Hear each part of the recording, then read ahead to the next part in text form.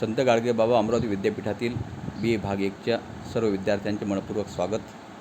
मी doctor Sunil चकवे, Mungsaji Maharaj महाविद्यालय दारव्हा. यापूर्वी आपण युनिट नंबर 1 वर संबंधित मूलभूत अधिकार यावर आपण चर्चा केलेली आहे. आज मूलभूत अधिकारामधील दुसरा जो अधिकार आहे तो म्हणजे स्वातंत्र्याचा अधिकार, राईट टू लिबर्टी, यावर आपण चर्चा करूया. स्वातंत्र्याचा अधिकार हा आपला दुसरा मूलभूत अधिकार आहे. आणि स्वातंत्र्य म्हणजे काय याचा जर आपण थोडक्यात विचार केला तर असं दिसून येते की स्वातंत्र्य म्हणजे स्वैराचार नाही. स्वातंत्र्य म्हणजे स्वैराचार नाही तर बंधनयुक्त जीवन जगणे म्हणजे स्वातंत्र्य. तुम्हाला जर चांगलं जीवन जगायचं असेल, मला जर चांगलं जीवन जगायचं असेल तर निश्चितच उचित बंधने किंवा चांगली बंधने स्वतःवर लादून अनुचित बंधनाचा त्याग करणे. आणि असं जीवन जर मी जगलं तर निश्चितच मला माझ्या जीवनात चांगलं जीवन माझं झालं असं मला नक्की वाटेल. म्हणून स्वातंत्र्याचा अधिकार हा मूलभूत अधिकारामध्ये समाविष्ट करत असताना तेव्हा घटनाकारांचा मुख्य उद्देश हा होता की जी तत्कालीन परिस्थितीमध्ये अनुचित बंधने भारतीय समाजावर जी लादल्या गेलेली होती, ज्या बंधनामुळे व्यक्तीला चांगलं जीवन जगता येत नव्हतं. निश्चितच स्पृश्य अस्पृश्यांच्या कल्पना, एकमेकांकडे पाहण्याचा जो वेगवेगळ्या प्रकारचा दृष्टिकोन जो जातीच्या, धर्माच्या, वंशाच्या, लिंगाच्या आधारावर होता, आणि त्यामुळे अनेक अशी अनुचित बंधने तत्कालीन समाजव्यवस्थेने व्यक्तीवर टाकलेली होती आणि त्यामुळे चांगलं त्यांना जीवन जगता येत नव्हतं. हा झाला एक भाग. आणि दुसरा भाग असा आहे की चांगलं जीवन जर जगायचं असेल तुम्हाला, तर तुम्हाला कुठेतरी स्वतःवर मर्यादासुद्धा लादून घ्यावं लागते. आणि त्या मर्यादाच्या आतमध्ये राहून, चौकटीमध्ये राहून जर तुम्ही चांगलं जीवन जगत असेल तर तुम्ही निश्चितच तुमच्या जीवनात चांगलेपणा निर्माण होऊ शकतो. म्हणून या ठिकाणी असं म्हटलं गेलेलं आहे की अनुचित बंधनाऐवजी उचित बंधने स्वतःवर लादून जो जीवन जगतो त्याच जीवन जगण्याच्या अधिकाराला आपण स्वातंत्र्याचा अधिकार असं म्हणू. म्हणजे ते खऱ्या अर्थाने स्वातंत्र्य होय. यामध्ये 6 मुद्दे आपण चर्चेसाठी घेतलेले आहेत. त्यामध्ये पहिला आहे भाषण स्वातंत्र्य, सभा भरवण्याचे स्वातंत्र्य, संस्था किंवा संघ स्थापन करण्याचे स्वातंत्र्य, भारतीय प्रदेशात सर्वत्र संचार करण्याचे स्वातंत्र्य, भारतात कोणत्याही भागात वास्तव्य करण्याचे स्वातंत्र्य, कोणत्या धंदा किंवा व्यवसाय करण्याचे स्वातंत्र्य. आता या ठिकाणी एक गोष्ट मी तुम्हाला निश्चितच सांगेल की कोविड-19 या परिस्थितीमध्ये सुरुवातीला शासनाने लॉकडाऊन या नावाखाली काही गोष्टींची आपल्याला मनाई केलेली होती. अर्थात ते उचित आहेत. परिस्थिती अशी होती की एखाद्या साथीचा रोग त्याचा प्रसार होऊ नये त्यासाठी तुमच्यावर लादलेले ते उचित प्रकारचे बंधन होते. पण कालांतराने अशा प्रकारचं जीवन जगणे पहिल्यांदा आपल्याला काही वाटलं नाही, पण हळूहळू समाजामध्ये सरकारच्या विरोधामध्ये तीव्र अशी भावना निर्माण झाली. ती भावना अशा प्रकारची होती की आम्ही घरात नाही बसू शकत, आम्हाला मोकळीकता पाहिजे.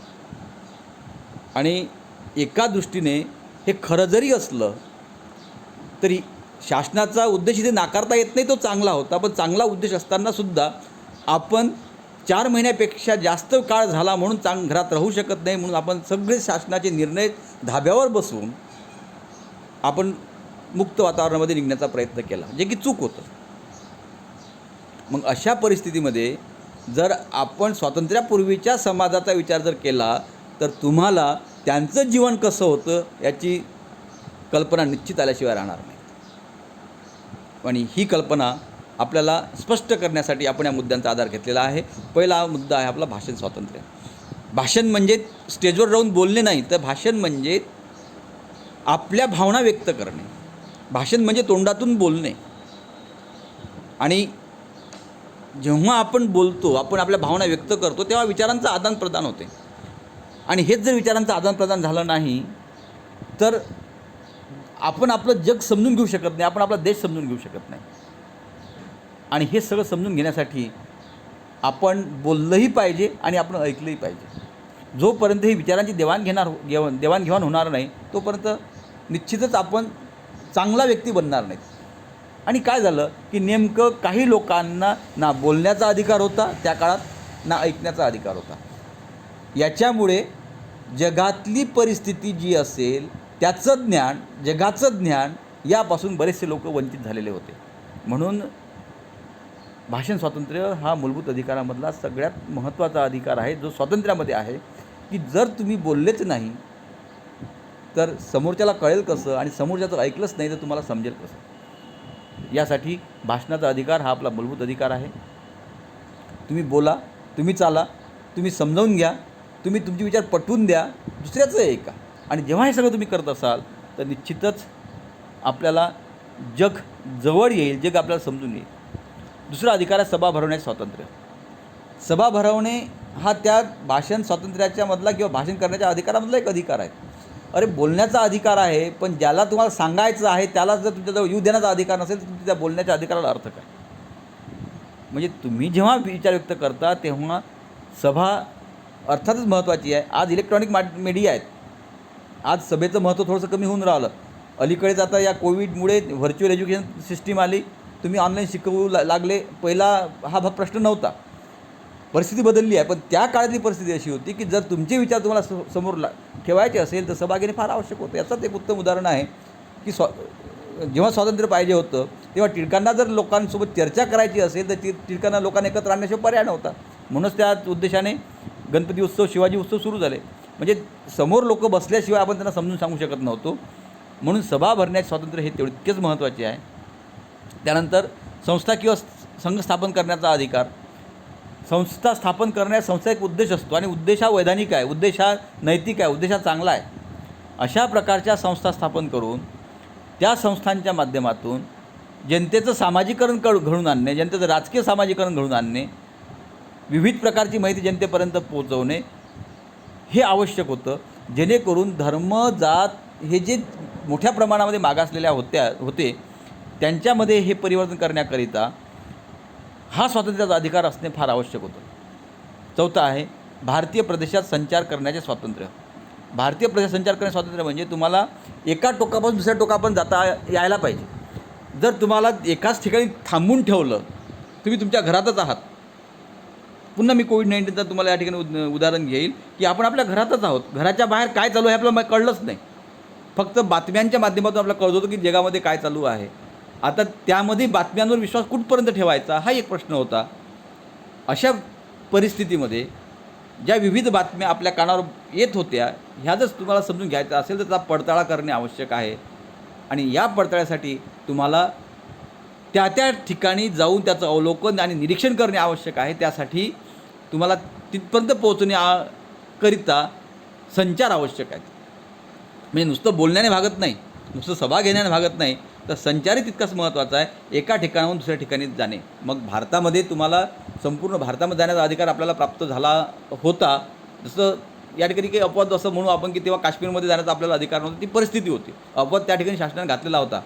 परंतु आज मात्र ती परिस्थिती राहिलेली नाही. तुम्हाला संपूर्ण भारतभर संचार करता येते. ज्या ठिकाणी सरकारने मनाई केली असेल, जे निश्चितच मनाई करण्यासारखं असेल त्या ठिकाणी मात्र आपण जाऊ शकणार नाही. पण इतरत्र मात्र तुम्हाला देश समजून घ्यायचा असेल